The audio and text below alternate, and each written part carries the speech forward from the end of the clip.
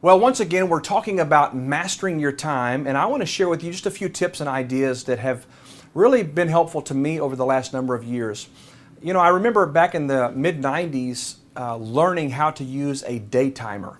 In fact, I used to use a Franklin Covey day planner, and I just love that system, love the idea of prioritizing my tasks, looking at what I need to do, developing a master task list, goals, all those things. And I still do that to some degree.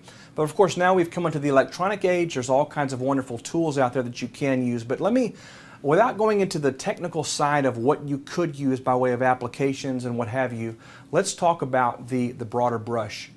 How do you master your time? What are some things you can do to really get control of your priorities and do what matters most to you? Well, I have developed a habit over the years of looking at my plans or my time management plan twice a day.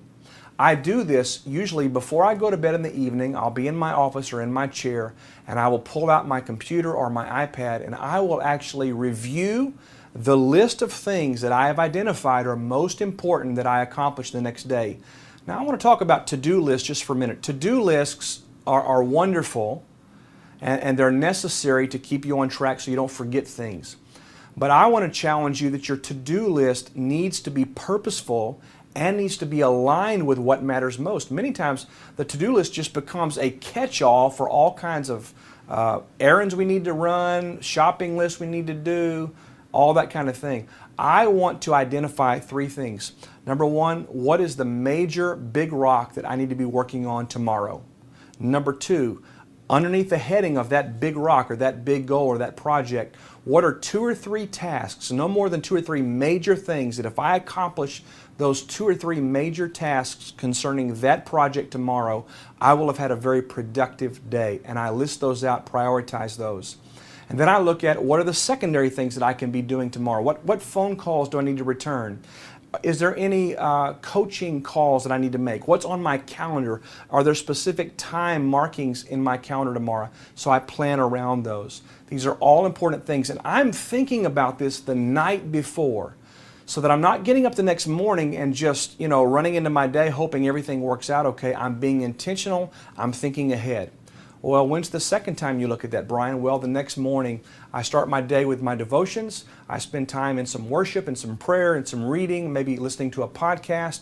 I feed my mind, feed my spirit, and then before I leave the house, I sit down with my daily plan. I review it one more time, make any minor adjustments I feel like must be made, and then I go into my day and I'm very intent on executing. So I'm talking about planning the night before and reviewing your plan the next morning. The second tip I want to give you is this.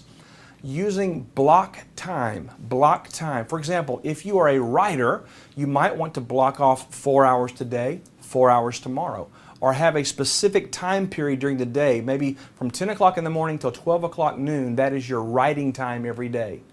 And you say, well, what's the point of that? Well, here's the thing. If you put it on your calendar and you make it an appointment that you have set that is a major priority to you, then when someone says, hey, can I come to your office around 10 o'clock and hang out with you for a minute and just pick your brain? You look at your calendar and you say, no, I'm sorry, man, I've already got a previous commitment at that time. Let's look at another date or another time to do that. Because you're committing to yourself first to do the things that are most important to you in relationship to those things that you have put your mind to. A third tip that I'd like to encourage you to do is this. Check your emails twice, no more than 3 times a day. In the morning, check them one time. Look at what's coming overnight. Clear your inbox if that's your habit to do that. And then close your email client. No beeps, no you've got mail, no nothing. Just close it out. At lunchtime, if you really feel compelled to do it one more time in the middle of the day, at lunchtime or right before you go back from lunch into your work hours, go back in, check it again, see what's coming that morning, clear it out, respond to what you can respond to immediately, file or add a task to what you need to respond to later. And by the way, I bet you if you're like me, 90% of the stuff that comes to your inbox, you can just push delete and you're done with it. All right? So manage your mail and the incoming mail. And then the third time you want to check it is in the evening, maybe before you go to bed or when you get home in the evening, what have you. But no more than 3 times a day. Other than that, keep the mail client closed. One more tip I want to give you, and that is this. You want to make sure that you prioritize the things that are most important to you. For me, My morning time is my time with the Lord. I spend that time, it's non-negotiable, nothing takes the place of that. I do my devotions, I do my prayer, I have my time of worship.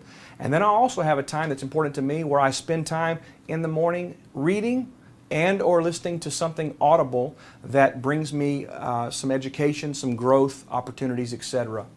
And the third thing I do every day is I block time for my family. My family comes first. Once I've taken care of those things, my relationship with God, my relationship with learning and growing and personal development, and then my family, those things, not necessarily in that order, by the way, but those three things, then everything else comes behind that. So make sure you always have that space for the things that matter most. My name is Brian Holmes. I hope those tips help you. Look forward to seeing you again very, very soon.